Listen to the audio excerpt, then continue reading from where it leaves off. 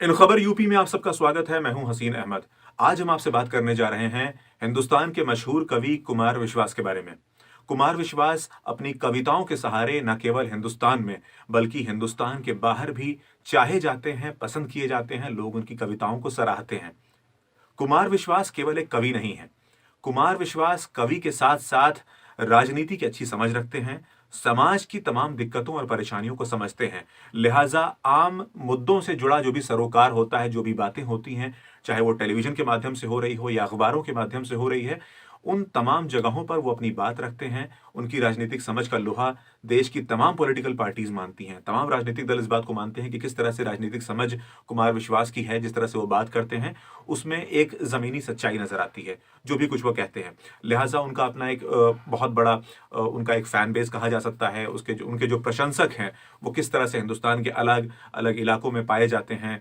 पूरा का पूरा जितना इलाका है वहाँ पर किस तरह से हिंदुस्तान के कई इलाकों में जिस तरह से कुमार विश्वास को सराहा जाता है, लोग उनको पसंद करते हैं, उनको सुनना चाहते हैं। इसके साथ ही साथ कुमार विश्वास कवि सम्मेलनों में भी जाते हैं। और कवि सम्मेलनों के अलावा अगर हम आपसे बात करें तो उर्दू के जो मुशायरा हैं, रेख्ता के जो मुशायरे होते हैं, वहाँ पर सदारत का काम इनको मिलता है।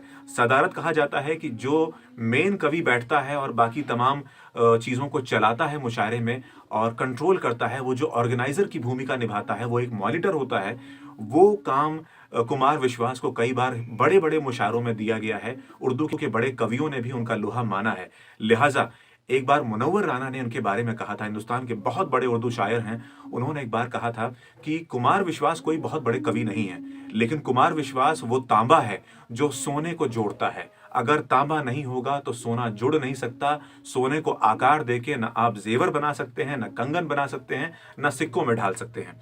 तो ये तमाम चीजें कुमार विश्वास के बारे में मुनव्वर राणा जैसे बड़े शायर ने कही।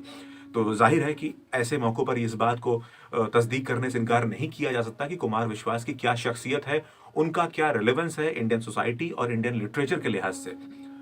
अब हम आपको बताने जा रहे हैं कि किस तरह से आगरा जाकर, आगरा के किसी प्रोग्राम में वो शामिल हुए। इसके बाद उस कार्यक्रम के बाद उन्होंने वहाँ के आम जनमानस से बातचीत की, उन्होंने चाय का लुत्फ लिया। जी हाँ, सड़क पर चलते हुए कुमार विश्वास ने एक नुक्कड़ पर जाकर किसी चाय की दुकान पर चाय का मजा लिया। वहाँ के आम जनमानस से उन्होंने बातचीत की, जैसा कि वो हमेशा करते हैं, और उन लोगों से भी कविताएं सुनी।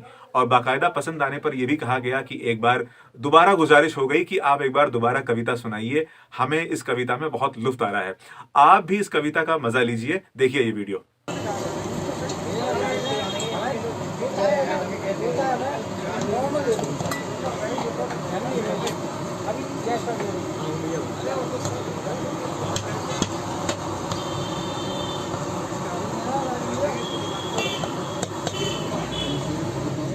हो रही है, तेरी आवाज धीमी हो रही है। और शेर था कि वो होटल था, वहाँ पर कौन कहता, वो होटल था वहाँ पर कौन कहता, सुनो जी चाय ठंडी हो रही है।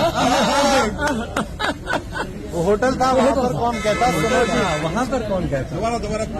कोई दीवार ऊंची हो रही है, तेरी आवाज धीमी हो रही है। वो होटल था, वहाँ पर कौन कहता, सुनो जी चाय ठंडी हो रही है। ऐसी तमाम जानकारियों के लिए बने रहिए इन खबर यूपी के साथ।